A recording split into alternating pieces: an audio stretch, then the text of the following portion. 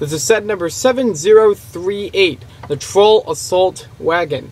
This is a castle set from 2008, 161 pieces, 4 minifigures if you count the troll, and retails for $20. Price per piece on this set is low, however, judging by the set's look, it seems reasonable for the $20 range. However, I still would have liked to see a couple more pieces here and there. Maybe, we'll talk about more about that in the review itself. We'll start off with our King's Knights. First knight we have here has pretty standard torso printing, pretty standard outfit in fact. He's mostly like just a regular soldier, not really a knight. And he does have a unique face, or, you know, one that we don't commonly see in a lot of sets. I wouldn't say this face is unique to this set, because it has been made in many sets before and after this series. I think once in Pirates. There is no back printing on this figure at all. And the same printing goes for the next figure we have.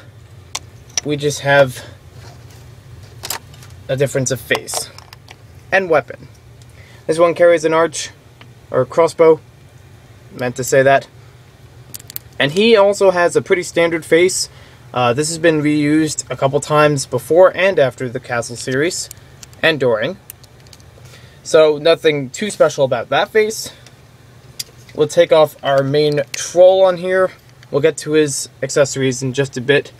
And he's just a basic troll, nothing really special about him. If you wanted to differentiate these from other trolls, this one has brown pants and gray armor, gray torso printing. There he is on the back. Kind of neat how they make these trolls, you know, because we don't get too many of these, you know, arms or hands in different, or even the head, you know, in different colors, like not olive green, but this, you know, nice looking green for trolls. He's a standard guy though. So we'll put him back on there. And we'll unchain the beast, the big giant troll in the set, and put him on the stand. He can't quite fit on the stand like other minifigures, since he is made on a...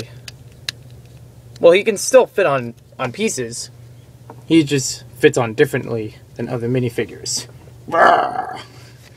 He's a big looking guy, a little short on the legs, but mostly muscular on the arms. Your typical giant troll. You do have areas to put pieces on him on the front, on the wrists. The wrists can pop off, in case you were wondering. And they can fit onto other Technic pieces. In the wrists, in those hands, you can also hold standard minifigure accessories. You can also take off the arms on this guy, and you can see there's a blue Technic peg that fits it in. His face does not move. It's built into the torso. His legs do not move. They are also built into the torso. Very great mold for this figure, and I'm glad that they made good use of it. Many times in the 2008 series, especially for Castle, they used a lot of these bigger trolls, as well as the trolls in general. Because they moved some skeletons to trolls. I'm not sure if there's a storyline behind that. Like if the trolls, you know, just took over the skeletons, or the skeletons died off. I don't know. I mean, they're skeletons. I don't know how they really couldn't die. They're already dead. Never mind. But I do like how they went in that direction. It made things a little bit more unique as far as the castle theme goes. A little bit more exciting in some ways. You can also see some of these in the dwarf mine, and I think some of the bigger troll sets, basically.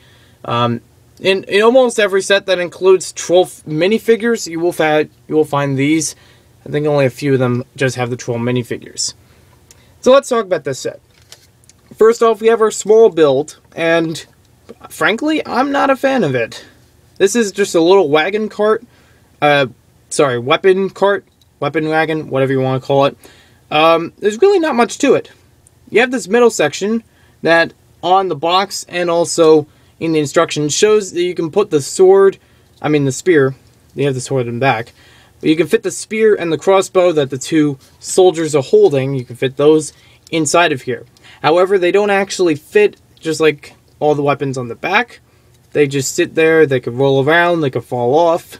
So it's nice, but it's really not that exciting. A wagon like this is very minuscule.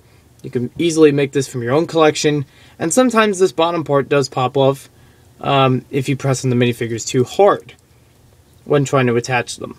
These do attach exactly to the minifigure's length, or width, shall I say, when you put them on here, like so. So you can have them actually carry it along. It rolls nice, but there's only 2 wheels, so how could it not roll nice? And they're on the same axle, too. So that's actually one of my weaker points of the set. I know the set's orientation is towards the Troll Assault Wagon, for which it is named, not the Castle, I don't know, Knights, you know, weapon wagon. I know that's the main, I know this is supposed to be the main orientation of the set, and this is a nice little add-on you can have, you know, them fight with, but concerning the price per piece and the smaller model that you get in it, it's really one-sided. It's almost as if you didn't have that at all. But I still like that it's included, just to get a couple new extra, just extra accessories with the set. So let's talk about the Troll Assault Wagon, the better part of it, and the larger part of it, and the main part of it. You can have the Troll walk forward. You kind of just, you know, he doesn't actually have wheels or moving legs, so you just drag him, and the wagon does move with it. We'll move these aside and give you a look on this side. You do get this nice spike piece we get in a couple castle sets. First originated in Bionicle 2007, I'd like to say. And that's a nice wraparound. I like how that's, you know, used in this design. You have the troll. He has this large kind of bait fishing rod thing, and you hang this over the troll. The idea on the set is, you know, this is the way that allows the troll to keep moving. Your classic, I want to get to the food, but I can't yet, so I'm just going to keep walking towards it, and, you know, the walking power is what makes this move. You got large tires on this, on 4 sides, or 4 large tires.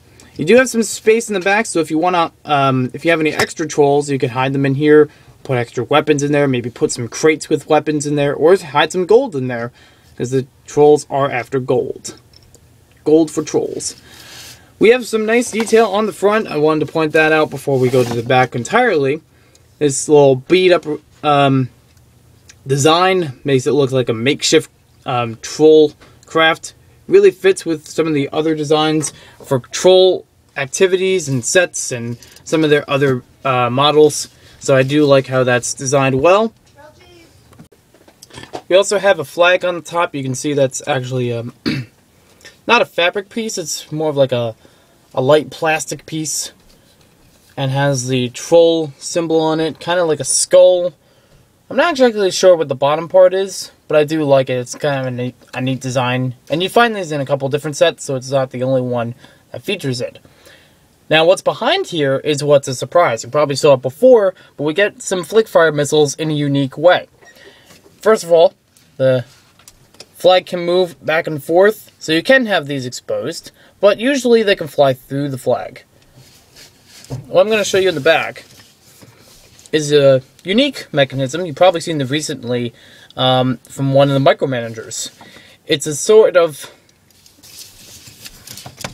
3x3 area. You see that hole in there is where we fit our ammo, and the ammo's on this little clip. You separate them about two holes apart from each other. These are ones that don't actually work as a flick-fire missile like we know nowadays. This is just a Technic piece with a ball on the end. And the idea for this set, let's have to set it up. The idea for this set, you have this little spring piece in the back. Used to be used in some of the soccer sets and basketball a little bit. This can move back, hit forward, and then launch this through the flag. The next one will just slip right into place, and then you get to keep doing that as a rapid-fire weapon. You've probably also seen this in the Legends of Chima set, Croc Swamp Hideout, I think. So let's try it out. We're not going to use any opponents or anything, just going to see how well it can go through. You might have to hold the actual back of it, just to be sure that the whole thing doesn't flip over. Okay, so it can't go through the flag. You see right there. So you might have to move it just a little bit. Let's see how it does now. Okay, it does go through the flag. The flag can be a little bit in the way of it, which could throw off your momentum. You pull this right back out, and put them right back in, and try it again. This is a common technique that was used around 2008 when it came to these sorts of sets from Castle, and I think Vikings used it in 2006. And it's a really cool idea, and a very simple idea to set up. But it's one that I always like to see in LEGO sets, because it's a nice way to get some quick flick firing action. Let's try it again. Oop, the last one didn't go. Look at where it went. Went through, but not all the way through. Alright, we'll give that one last try. Boom. There we go. So this works out very well, but you do have to move the flag out of the way, because we saw it does interfere. Also, I'd like to mention the spikes do get in the way of the chains sometimes. You might have seen me struggle with it a little bit during the review, because the chains they go underneath the trolls, or the chains go underneath the spikes, but when you try to move this around and turn it in different directions, even like this or like this, you could tend to get it coiled up in the spikes or make the troll fall down and twist him around. That's a kind of a disadvantage of it, but you could probably work around that if you add some pieces on the top and put the chains over those so it doesn't get too in the way of the chains. Overall, this is a, let's see, $20 set. I'm really not good with the knight side of it, personally. I think they could have done much more as far as some sort of mini build. Maybe even have like a small, not a tower, but maybe like a small sort of structure that you can knock over using these flick fire pieces. Kind of like in the castle, with the pirate set cannon battle. That's a small rock structure. It took maybe about 20 pieces even would be, you know, a good mini build to go along with this set. You know, just to try to shoot that and knock over those rock pieces. It's good practice, too, for projectile, you know, missiles like that. And I do like how the flag is actually in there. As much as I said it's in the way of the missiles, it's a good disguise, because if you're riding along with this, and you see the troll wagon coming from far, you won't see those missiles until the flag goes down, and they start popping them and shooting them all over the castle. So it's a nice build. I don't know how much you can get this for today. Let me take a look. This set can be $30, $70, $70, $130.